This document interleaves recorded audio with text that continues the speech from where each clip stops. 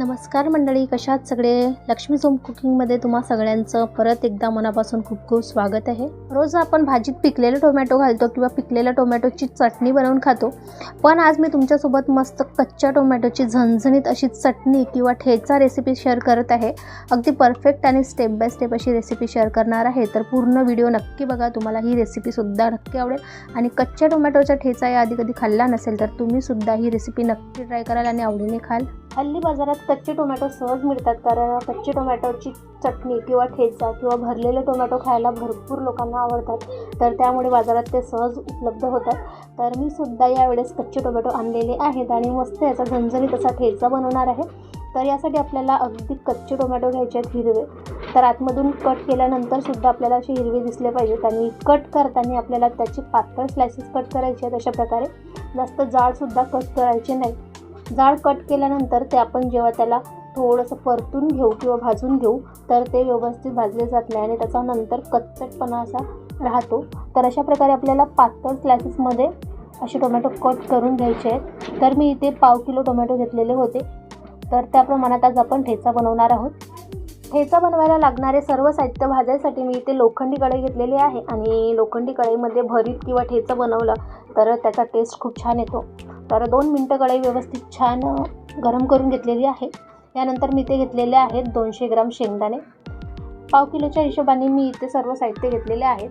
तुम्हाला जर शेंगदाण्याची क्वांटिटी कमी जास्त करायची असेल तर सुद्धा करू शकता. 1 ते 1.5 मिनटं शेंगदाणे असेच कोरडे आपल्याला मीडियम टू लो गॅसवरती भाजून घ्यायचे. शेंगदाण्यावरती थोडे फिक्के पडले की त्यामध्ये थोडंसं तेल घालायचं आहे. अर्धा चमचा मी इथे तेल घातलेलं आहे आणि या तेलामध्ये परत शेंगदाणे आपल्याला 1 ते 1.5 मिनटं छान भाजून घ्यायचे आहेत. शेंगदाण्याचा कच्चा स्मेल गेला पाहिजे आणि त्याची कच्ची चव लागली नाही पाहिजे. मस्त भाजके असे शेंगदाणे भाजले पाहिजेत, तरच ठेच्यामध्ये त्यांचा टेस्ट छान येतो.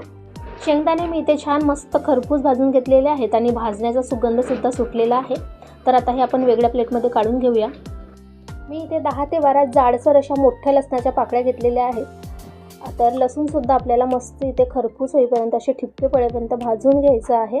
तुम्हाला जेवढा लसणाचा स्ट्रॉंग फ्लेवर आवडतो त्यानुसार तुम्ही लसूण घालू शकता. तर लसूणसुद्धा छान परतून झालेलं आहे. मी एक्स्ट्रा तेल इथे घातलेलं नाही. कढईमध्ये जे तेल उरलेलं होतं त्यामध्येच मी लसूण परतून घेतलं आहे. त्यानंतर आपल्याला घालायच्या आहेत हिरव्या मिरच्या. ह्यासुद्धा मस्त छान खरपूस भाजून घ्यायच्या आहेत. मी इथे तिखट लवंगी हिरव्या मिरच्या घेतलेल्या आहेत, कारण मला ठेचा तिखट आवडतो. तुम्हाला जर कमी तिखटाच्या मिरच्या घ्यायच्या असतील तर पोपटी मिरच्यासुद्धा घेऊ शकता. तर मिरच्यांचे असे तुकडे करून भाजायचे, नाहीतर त्या भाजताना फुटून उडू शकतात. आणि मिरच्यांनासुद्धा असे मस्त छान थोडंसं तेल घालून खरपूस भाजून घ्यायचं आहे.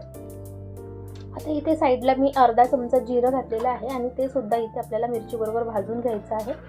मिरच्यांवरती छान असे ठिपके पडले की समजायचं की मिरची छान भाजून झालेली आहे. तर अर्धा मिनटं जिरं घातल्यानंतर मिरची परत भाजून घेतलेली आहे. सगळे ड्राय साहित्य एक एक करून भाजून आपल्याला प्लेटमध्ये काढून घ्यायचे आहेत. एकदाच सगळं मिक्स करून भाजायचं नाही आहे, कारण शेंगदाणे, मिरची, लसूण या प्रत्येकाला वेगवेगळा टाईम लागतो भाजायला. सगळे ड्राय साहित्य भाजून झाल्यानंतरच आपल्याला टोमॅटो परतून घ्यायचे आहेत. कढईमध्ये परत अर्धा चमचा तेल घातलेलं आहे आणि यामध्ये आता टोमॅटो घातले आहेत. गॅसची फ्लेम आता हाय केली आहे आणि हाय फ्लेमवरती टोमॅटो आपल्याला छान परतून घ्यायचे आहेत. गॅसची फ्लेम लो ठेवून टोमॅटो परतायचे नाहीत, कारण टोमॅटोचं पाणी सुटेल आणि ते लवकर सुकावेत, म्हणून आपण गॅसची फ्लेम मोठी करून ते परतून घ्यायचे आहेत. कमी गॅसवरती टोमॅटो परतले तर ते जास्त सॉफ्ट शिजतील आणि आपल्याला जास्त सॉफ्ट शिजवायचे नाही आहे. थोडाफार क्रंच त्यामध्ये राहायला पाहिजे.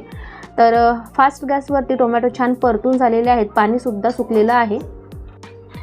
यापेक्षा जास्त आपल्याला टोमॅटो शिजवायचं नाही आहे, नाहीतर त्याची चटणी होईल आणि टोमॅटोचा थोडाफार जो कच्चेपणा आहे तो आपल्याला ठेवायचा आहे. तर आता मस्त टोमॅटो इथे भाजून झालेले आहेत, परतून झालेले आहेत. तर गॅसची फ्लेम आता बंद केलेली आहे आणि आता हे आपल्याला वेगळ्या डिशमध्ये काढून घ्यायचे आहेत.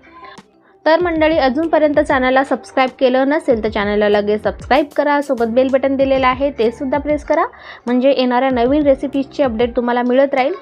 टोमॅटो काढून घेतलेले आहेत. आता याच कढईमध्ये थोडीशी कोथिंबीर घातलेली आहे आणि ती सुद्धा अशी थोडीशी 1 ते 1.5 मिनटं परतून घ्यायची. तर कोथिंबीरसुद्धा परतून झालेली आहे, तिलासुद्धा आपण वेगळी काढून घेऊया. सगळे साहित्य भाजून झाल्यानंतर प्लेटमध्ये काढून घेतलेले आहेत आणि आता यांना 5 ते 7 मिनटं थोडा वेळ थंड होऊ द्यायचं आहे.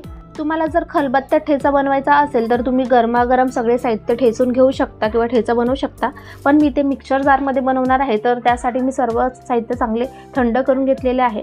सर्वात आधी आपल्याला शेंगदाणे, मिरची, लसूण आधी जाडसर असं वाटून घ्यायचं आहे. तर इथे मी खड्याचं मीठ घातलेलं आहे. खड्याच्या मिठामुळे ठेच्यामध्ये छान टेस्ट येतो.